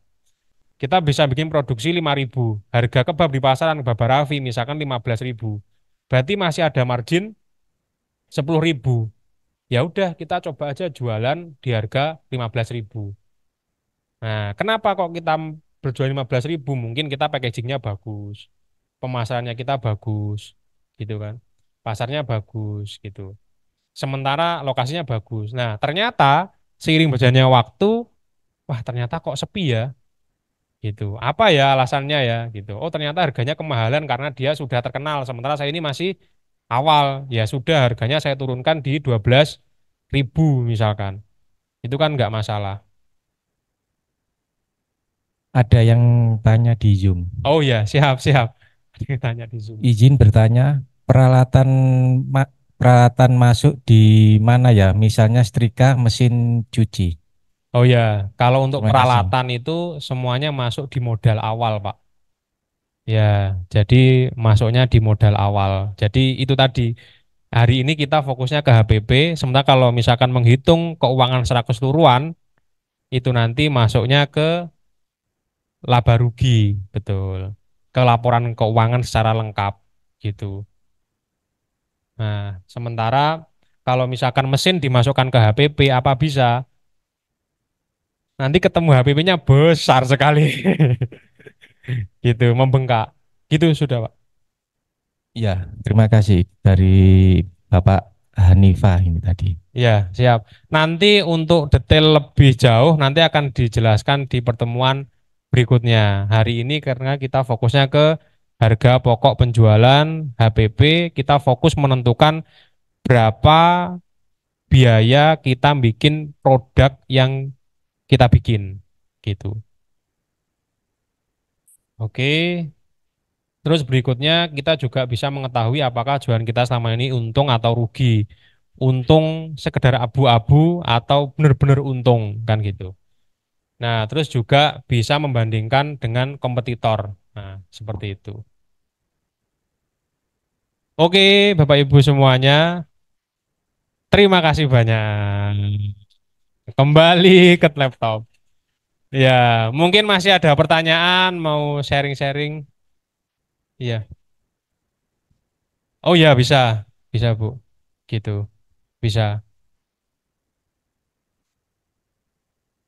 Repacking sama, Bu. Repacking kan betul. Nah ini kan kalau kita bicara produksi sama jasa ya. Tapi kalau ada dari kita memang beli apa jualan itu barang jadi. Contoh baju. Terus kita repacking kita jual lagi. Itu lebih gampang. Menentukan harga bahan bakunya berapa, tinggal beli bahan naikkan baku. aja harga. Betul, harga bahan baku itu berarti dianggapnya baju jadi itu dianggap sebagai bahan baku. Betul, karena bahan baku jualannya ibu ya bahan jadi itu gitu. Karena Jadi kan tidak semua orang produksi sendiri, betul, ya kan? betul, Kan betul, ada yang repacking. Nah, betul, kalau repacking itu berarti tinggal naikkan harga gitu aja. betul, betul Bu. Itu lebih enak Bu. Jadi kita lebih fokus ke marketing. Itu yang saya lakukan dulu Bu. Saya dulu jualan awal itu semuanya reseller. Ya, Rizal. Reseller. Nah, ketepaan Bu, di dunia saya itu orang beli itu pasti DP dulu kan. Orang beli barang itu pasti, Mas saya mau ada event, beli produkmu seharga 1 juta misalkan. Pasti orangnya DP 50%. Itu makanya saya waktu itu bisa cerita bahwa saya benar-benar memulai usaha itu dari nol, nggak pakai modal sama sekali gitu. Ya karena itu orang pasti DP dan DP-nya 50%. Padahal keuntungannya lebih dari 50%. Jadi hitungannya kita dapat uang DP itu sudah untung, sudah modal, sudah untung. Barang kita kirim pelunasan gitu. Ya, ada Bu. Rizal nggak ada Nah, biaya. itu kita menganggapnya kalau misalkan cuma 1 kali order mungkin nggak dihitung. Tapi karena kita setiap hari kan otomatis kita punya tempat dong buat nyimpen bahannya misalkan. Stok barangnya Stok tadi. barang maksudnya Bu. Stok barang, gudang barangnya lah misalkan. Nah, di situ kan ada listrik, ada ya tenaga kerjanya misalkan saya sendiri gitu. Ya, Gas ya, Pak. ya, Pak. Belakang sini. Izin bertanya dari Bu Sunatri, kalau misalnya air itu diukur dengan 1 galon, bisa tidak? Dan untuk bensin takarnya berapa liter? Oh ya, baik. Jadi kalau mengestimasi air berapa galon, itu kembali lagi memang kita ini harus pakai perasaan ya. Tidak semua itu bisa ditakar dengan berapa kilo, berapa liter, berapa senti itu tidak semuanya. Makanya tadi saya bahasanya pas digas pakainya secukupnya. Secukupnya itu bisa ibu hitung ya anggaplah standarnya satu tabung 20.000. Padahal kepakainya itu cuman setengahnya. Tapi kan kita nggak tahu di dalam tabung itu masih ada berapa kilo misalkan. Tapi kan tetap kita harus hitung gitu ya. Syukur-syukur kita ngestimasinya paling tinggi pakai 1 tabung. Ternyata masih ada sisa. Nah, berarti batine kita kan gitu. Kalau air misalkan kita estimasi 1 galon, ternyata lebih ya sama konsepnya. Perkiraan paling tinggi kita misalnya bikin 50 cupcake misalkan pakai air 1 galon. Itu estimasi ya, tetap estimasi. Oh air kran. Nah itu air kran itu berarti masuknya ke listrik. Biaya tagihan air maksudnya. PDAM, PDAM. Ya itu kan tinggal masukkan aja PDAM. Per bulannya berapa. Sementara kan di rumah ada buat usaha, buat rumah tangga. Itu diestimasi Bu, tetap tetap mainnya estimasi karena nggak bisa diukur gitu. Kecuali kalau nanti Ibu sudah sewa tempat, memang tempat itu khusus untuk produksi. Lah itu nanti benar-benar valid datanya itu. Gitu. Iya, Pak.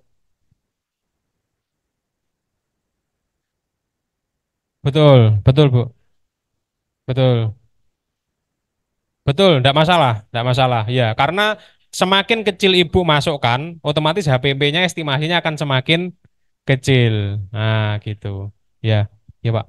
Iya, Mas. Ini sudah selesai. Sudah. Nah, sharing-sharing dari sampean pribadi nggih. Iya, Pak. Dua usaha sampean Iya. terkait HPP, satu yang gagal karena HPP, satu yang sukses bertahan sampai sekarang karena HPP. Tentang HPP aja. Ya. Jadi bisa di-sharing-sharing buat pedoman kita gitu loh. Oh, begini gitu. Oh, gitu. Ya, Baik. monggo, Pak. Jadi gini sih, Pak. Kalau misalkan HPP secara langsung di usaha saya itu relatif aman. Margin yang saya pakai itu relatif aman. Contoh, usaha yang running sampai sekarang misalkan yang cuci sepatu ya Bu ya. Cuci sepatu itu saya jalankan ketika saya masih mahasiswa 2017. Karena waktu itu saya pengennya pokoknya 2016. Pokoknya saya itu sebelum wisuda harus punya usaha, entah berapapun itu hasilnya. Supaya saya tidak terpesona dengan kerja gitu. Karena kalau misalkan saya nggak punya uang, otomatis pasti saya bekerja, daftar CPNS. Padahal waktu itu setelah saya lulus CPNS 4 kali Bu sampai hari ini. Maksudnya ada bukaan itu CPNS 4 kali. Dan saya nggak pernah ikut. Jadi apa ijazah saya itu ya setelah wisuda sudah disimpan ibu saya sampai sekarang udah nggak pernah tahu. Salah satunya iya, tapi dengan ijazah itulah saya juga bisa berdiri di sini. Ya, ya betul. Karena gini, saya dapat ilmu jualan itu saya waktu jualan yang tropi, artinya saya itu mulai benar-benar dapat hasil yang besar kan dari tropi masuknya. Itu saya dapat ilmunya itu ketika saya ikut kompetisinya Tanobel. Tanobel itu Cleo, Cleo. Nah, waktu itu Cleo masih belum seviral sekarang, Bu. Jadi dia punya challenge senasional. Nah, saya itu juara satu. Jadi bisnis challenge bagaimana mengembangkan yang namanya Cleo. Jadi kalau dulu ada event, kok di situ ada logonya Cleo, berarti itu saya. Se-Surabaya, Sidoarjo, Gresik. Itu pasti saya. Gitu. Iya. Nah, itu padahal waktu itu eh, apa namanya? Ya saya masih masih kuliah kan, masih semester 5. Nah, dari situ kan ya cuman dapat ilmunya aja, nggak pernah kepake. Cuman pas waktu saya lihat peluang jualan apa ya gitu. Barulah ilmu itu bisa saya terapkan. Saya jualan cuman by WA. Jadi tidak nawarin langsung door to door tuh enggak. Semua cuman by WA. Tapi sekali saya nawarin, oke beli. Saya orderan pertama itu Rektorat UB Brawijaya. Belinya untuk event dalam jumlah besar. Tidak ada relasi sama sekali. Saya waktu itu ketua BEM, memang saya ada relasi banyak. Baik gubernur, semuanya ada relasi semuanya. Cuman saya tidak kepake, artinya untuk bidang itu ya, tidak kepake sama sekali. Jadi murni pakai ilmu yang saya dapat dari Tanobel, dari HP. Eksekusinya gini, Bu. Contoh ya, panjenengan itu butuh makan. Terus ada orang datang, ngasih panjenengan makan. Jenengan pas lapar, nggak punya uang, dikasih makan. Bu, ini ada uang makan. Ini ada makan. Dimakan nggak kira-kira? Dimakan dong. Itu yang saya terapkan. Orang itu ada event, orangnya pasti butuh piala dong. Pasti kan? Eventnya apa? Pasti kan jelas kan? Butuh apa? Kejuaraan nasional bulu tangkis. Juaranya pasti udah tahu toh kita. Juaranya nanti ada juara satu ini dapat apa? Piala, medali, uang, dan seterusnya kan gitu. Terus saya nawari mereka dong. Pak, saya punya piala. Oh iya, saya butuh Pak. Harganya berapa? Ini Pak, katalognya. Dia beli nggak kira-kira? Beli Bu. Pasti beli. Ada yang nggak beli mungkin karena harganya pertimbangan harga. Tapi kan kita ada opsi juga, harganya lebih murah ada Pak ini. Gitu. Betul. Nah itu. Jadi mereka pasti beli. Itu yang membuat saya itu betul, tinggal merangkai Bu. betul, betul. Nah, itu yang membuat saya kenapa bisa berkembang itu karena saya punya kunci itu. Dan penjual piala yang lain tidak ada yang punya. Tidak ada yang melakukan strategi seperti saya. Gitu. Jadi ya, cari orang butuh. Sama kayak panjenengan. Panjenengan jualan apa, keripik, jualan apa. Pasti sebenarnya dalam hati pengennya nyari orang yang butuh toh. Gitu. Nah, cari momen. Nah, cari peluang, cari momen. Makanya seperti apa namanya masker. Masker kenapa kok dia laku mahal? Karena pas pas butuh gitu loh. Gak butuh mangan, yang penting ditutupi kan gitu. Yang penting ditutupi kan gitu. Nah, dari situ makanya dari ilmu itu saya terapkan sampai hari ini. Dan alhamdulillah sampai sekarang komputer belum ada yang seperti saya. Itu. Itu untuk produk saya. Nah, dari situ keuntungannya saya putar. Saya putar. Terus ada orang tanya, "Mas, kok ini bisa bikin ini enggak?" Karena waktu itu ibaratnya masih gabut ya, Bu ya. Maksudnya garapannya masih belum banyak. Maret itu dapat orderan dari Brunei. Itu nggak masuk akal, Bu. Gitu. Dari Brunei, terus sudah clear, orangnya minta saya ke sana. Wong saya masih ngontrak 12 orang sama teman-teman sekampus. Di telepon, di video call, "Mas, saya pengen ketemu dengan kamu. Bisa ke Brunei?" "Oh ya, bisa. Kapan?" "Senin." Ini hari Jumat. Jam 7 malam saya dikirimin tiket Malaysia Airlines. Nah, alhamdulillah sebelumnya saya pernah beberapa kali keluar negeri, makanya punya paspor. Jadi waktu ditanyain, "Kamu siap Mas ke sini?" "Siap." "Ya, siap-siap aja Om." Semuanya ditanggung semuanya. 4 hari saya ke sana. Itu kan nggak masuk akal bagi saya ya. Bagi saya nggak masuk akal. Kok iso aku sih jualan sih tas. Nah itu. Nah betul Bu. Dari situ habis itu dapat lagi kerjaan. Waktu itu dapat lagi kerjaan itu event Gias. Gias itu event mobil terbesar di Indonesia. Pameran di Indonesia itu ada 4 series. 2018 artinya di tahun pertama saya jualan saya dapat proyek itu 3 itu di Medan, Surabaya, Makassar. Jadi pegang eventnya Gias. Waktu itu cara yang saya pakai itu sama yang saya lakukan pertama itu. Saya nggak tahu Gias itu apa. Taunya pas dipanggil. "Halo Mas, kita pengen ketemu dengan Anda. Anda presentasi di tempat kami, ke kantor kami." Saya datang, dikasih tahu event Gias itu ini. Jadi saya baru tahu kalau event Gias itu terbesar itu ya pas saya mengerjakan proyeknya itu.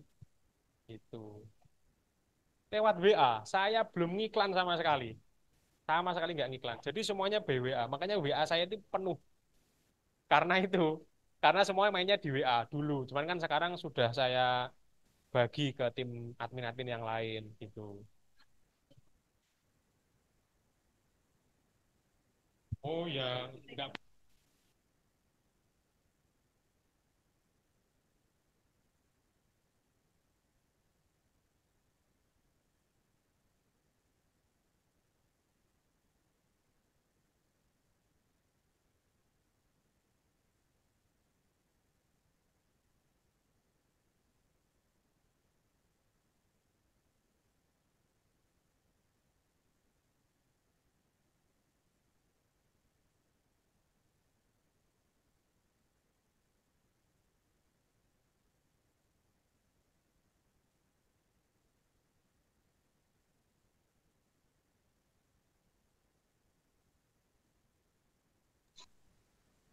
Suaranya bisa dibesarkan, nggih.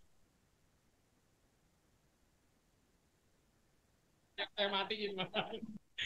Saya broadcast itu tadi Bu. Jadi saya itu sebenarnya gini Bu, secara usaha itu kita itu kalau bisa ya, bukan kalau bisa, kalau kita pengen berkembang pesat, kita itu harus menemukan yang namanya niche market. Tulisannya niche market, niche market. Jadi niche market itu adalah ceruk. Ceruk itu pasar yang kecil tapi fokus. Gitu. Jadi pasar yang fokus dan kita memang benar-benar orang itu memang benar-benar butuh. Jadi kita datang itu seperti membawa satu solusi gitu. Karena kan kita susah Bu, kita jualan produk A. Tapi kita nggak tahu A ini pasarnya siapa sih? gitu kan. Kita jualan nasi kuning, tapi kita nggak pernah mentarget nasi kuning ini dijual kepada market yang seperti apa. Karena sebenarnya market itu ada banyak kan, ada dari sisi umur, dari sisi wilayah, dari sisi pendidikan. Jadi kalau misalkan kita bisa menemukan poin itu, usaha kita akan lebih cepat gitu. Tapi kalau misalkan masih belum menemukan, ya nggak apa-apa, proses trial. Saya pun trial, makanya saya waktu kuliah, ini cerita waktu kuliah, saya pun karena waktu itu senang trial ya. Saya itu waktu kuliah lomba, trial bisnis, jadi lomba dapat duit kan, menang. Mana dapat duit, duitnya saya putar buat usaha. Saya pernah di Surabaya itu jualan telur asin tuh pernah. Telur asin bener-bener dari kandang masih atelean. Masih ada telek itu saya pernah bikin usaha itu. Sampai jalan 7 bulan. Itu pernah. Sangke saya itu pengen bikin apa ya. Tapi nggak kepikiran bayangkan pasarnya dulu. Pokoknya gawe. Nah, konsepnya pokoknya kira-kira neng warung kae dodolan apa telur asin. Saya tak nyoba lah punya temen yang punya bebek. Nah, terus saya datang ke sana main. Saya terinspirasi, saya nyoba bikin bebek itu benar-benar dari telek, masih apa, telur masih ada kotorannya, itu saya bawa ke Surabaya, ya dicuci di sini sampai yang namanya batu itu kan di apa namanya dipendem pakai batu bata atau batu batanya pun kita apa ngehalusin sendiri pakai batu. Sampai se ekstrim itu waktu itu saya nyoba apa aja yang bisa dipakai ya, apa aja yang bisa dipakai gitu. Nah, dari situ ternyata ya itu tadi Bu, kita nggak ngehitung HPP secara detail seperti jenengan itu tidak. Walaupun saya akuntansi, usaha ya wis usaha aja gitu. Nyoba nyoba aja, trial trial aja. Yang penting dapat untung kira-kira. Kira-kira dapat untung. Nyoba aja gitu. Makanya terus dari situ nyoba bener-bener mulai semakin dewasa, yang mulai bisa running yang cuci sepatu itu. Cuci sepatu tadi Mas balik lagi. Cuci sepatu itu yang telur asin itu HPP-nya nggak jelas. Nah, akhirnya nggak jalan karena keuntungannya kecil ternyata. Ya, telur asin satu perkiraan 2.000, harga jualnya 2.500. Kira-kira kecil nggak secara nominal? Kalau kita bikinnya satu truk, nah, tapi kan tetap aja modal yang kita keluarkan besar, prosesnya juga panjang, makanya kita lesu, akhirnya berhenti. Makanya yang berlanjut itu cuci sepatu. Cuci sepatu itu di Srikana, saya sempat punya pegawai itu satu outlet 7 orang cuci sepatu. Cuci sepatu itu HPP-nya 3.000 sama packagingnya sudah. HPP-nya 3.000. Sementara harga jualnya 3.500. Waktu itu masih belum sebanyak sekarang cuci sepatu. Masih awam kan, masih awal. Masih awal boomnya cuci sepatu.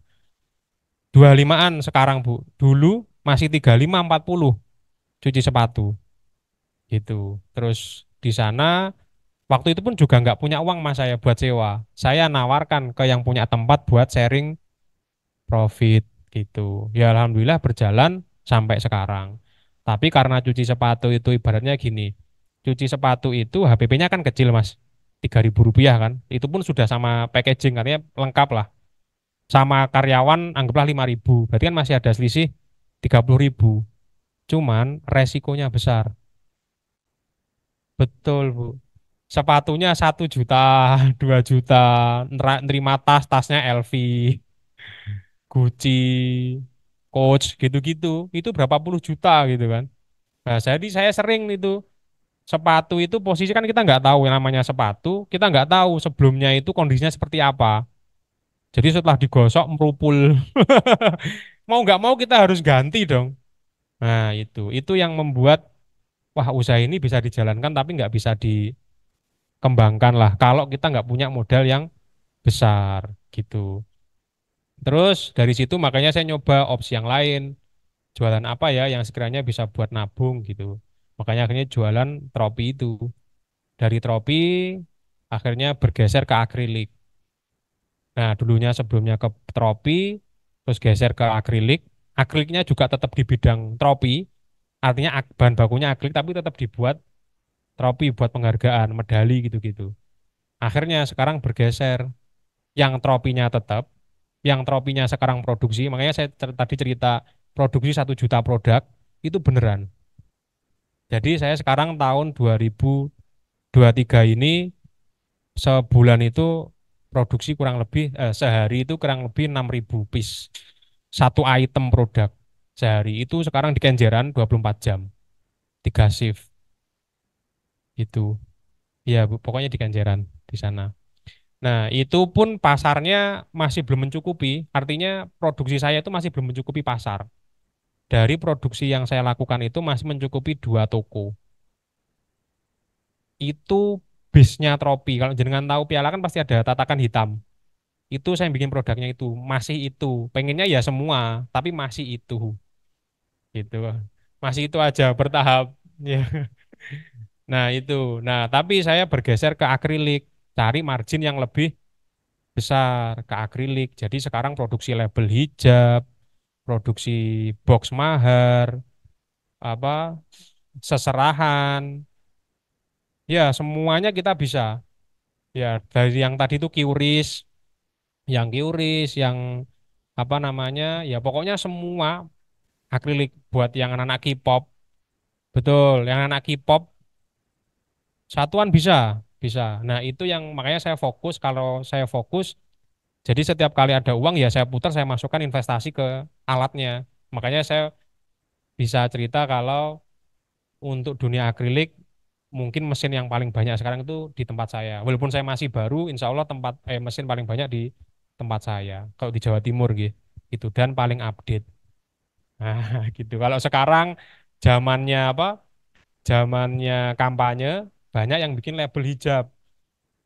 Label hijabnya buat nama ini, nama partai, nama calegnya. Ada juga yang ganci, ada juga pin, ya gitu-gitu, Bu. Apa, Mas? IG Kertajaya Laser. Betul, itu yang Surabaya. Oh iya, dah, Bu.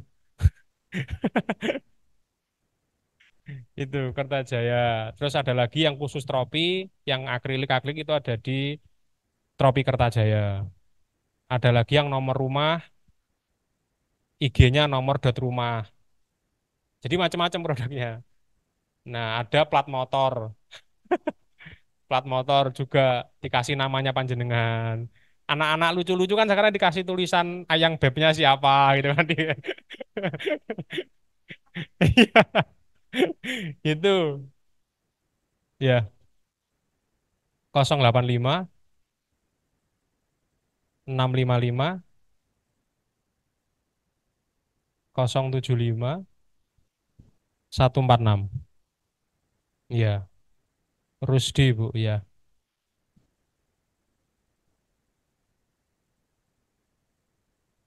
Iya, saya ulangi Bu ya. 085 655 075 146. Iya.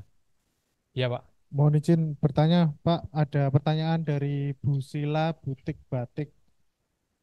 Memang tidak ada rumus baku menghitung HPP produk, tapi minimal apakah ada rumus cara paling efektif dalam menghitung HPP produk sorry. sehingga kita mampu meminimalkan resiko rugi bahkan kolaps. Oh ya, cukup, Pak. Nah, kunci utamanya kembali lagi di 4 poin yang tadi kita sharingkan. Kuncinya kita harus memasukkan biaya bahan baku langsung. Bahan baku utamanya itu harus masuk. Yang kedua, biaya tenaga kerja. Walaupun kita sendiri yang bekerja tetap harus dihitung.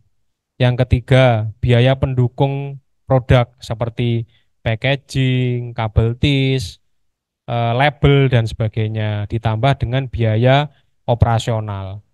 Kalau kita logika pun ya memang ini yang bisa dimasukkan. Kira-kira ada lagi nggak yang bisa dimasukkan? Nggak ada. Ya memang ada, cuman 4 poin ini harus kita masukkan. Kalau dari 4 poin ini kita ada satu yang kosong, kita harus mempertanyakan ke kita bikin produk, tapi kita tidak memasukkan tenaga kerja. Kira-kira produknya siapa yang mengerjakan? Kan gitu. Kita bikin produk, tapi tidak ada biaya pendukung atau packagingnya. Kira-kira diwadahin apa ya? Gitu. Walaupun jajan basah, itu tetap ada packagingnya. Gitu. Tambah banyak malahan. Gitu, Pak. Ya, ya betul. Baik, Bapak Ibu ada pertanyaan lain? Oke, siap. Terima kasih banyak. Saya mohon maaf apabila ada kekurangan kata penyampaian, mungkin kurang berkenan. Nanti bisa sharing-sharing lagi di lain waktu. Semoga bisa bekerja sama di lain waktu. Semoga Bapak Ibu keluarga sehat semuanya. Semoga usahanya lancar, berkembang pesat, hidup kita sejahtera, makmur. Itu ya. Terima kasih banyak. Saya akhiri. Akhiran minkum. Assalamualaikum warahmatullahi wabarakatuh.